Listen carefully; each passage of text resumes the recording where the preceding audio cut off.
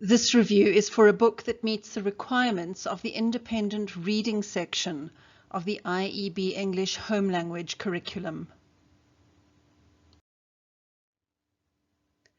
The book is Salem Falls by Jodi Picoult.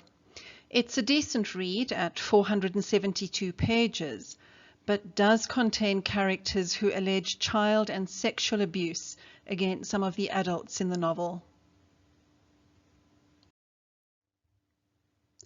Jodi Picoult is an American writer who has published 26 novels. Approximately 40 million copies of her books are in print worldwide, translated into 34 languages. She writes popular fiction which can be characterized as family saga. She frequently centers storylines around a moral dilemma or a procedural drama which pits family members against one another. She has covered a wide range of controversial or moral issues, including abortion, assisted suicide, race relations, eugenics, LGBT rights, and school shootings. She's been described as a paradox, a hugely popular, at times controversial writer, ignored by academia, who questions notions of what constitutes literature simply by doing what she does best. The front cover tells us that the novel is a bestseller.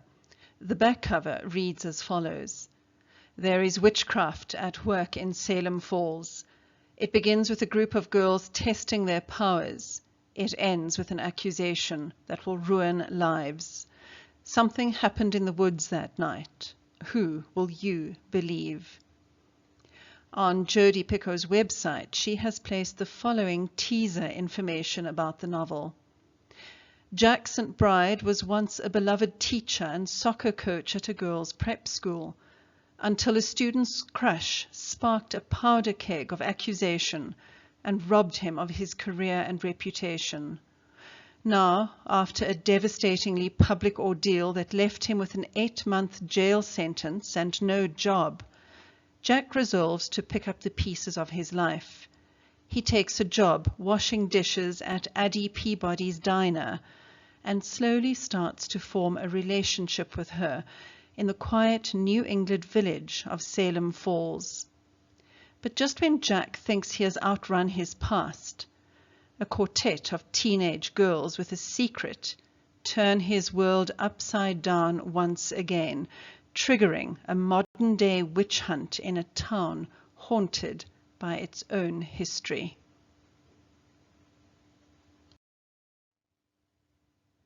If you have read Arthur Miller's play, The Crucible, then all of this should sound familiar to you. Jodi Picoult has used the concept of the play and the setting to tell a modern story of false accusations and the terrible aftermath of lies and deceit. Jack St. Bride is a former star athlete and high school history teacher who is accused and convicted of statutory rape. He is attracted to Addie Peabody, who owns and operates the diner in Salem Falls along with her father, Roy. She is revealed to be the victim of a rape in her teenage years, which resulted in a pregnancy, the child of which died early in childhood.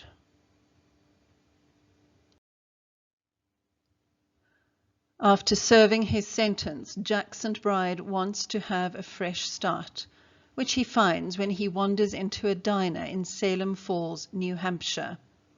Without disclosing his past, he's hired as a dishwasher. Under law, he's required to register with the local police as a convicted sex offender. As this is public record, the entire town becomes aware of his past. The first page of the novel reads as follows. March 2000, North Haverhill, New Hampshire. Several miles into his journey, Jack St. Bride decided to give up his former life. He made this choice as he walked aimlessly along Route 10, huddling against the cold.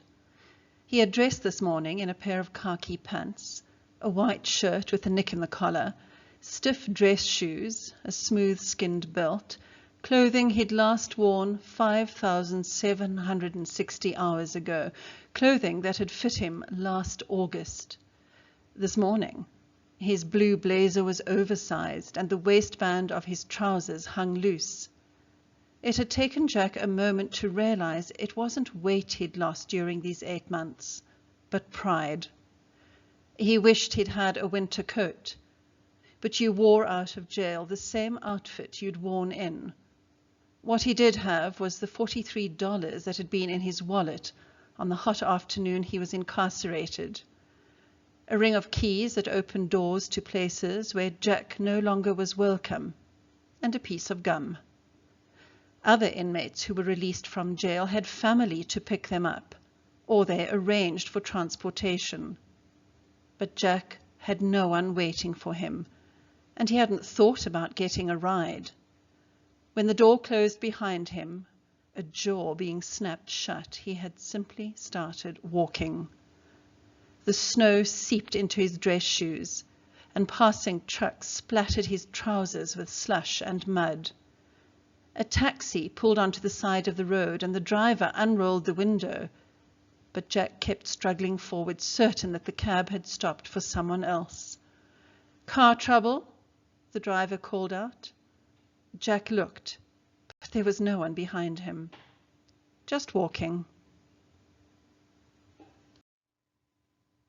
If you have any book recommendations for this video series, please email them to me and I'll endeavor to include them in a future video.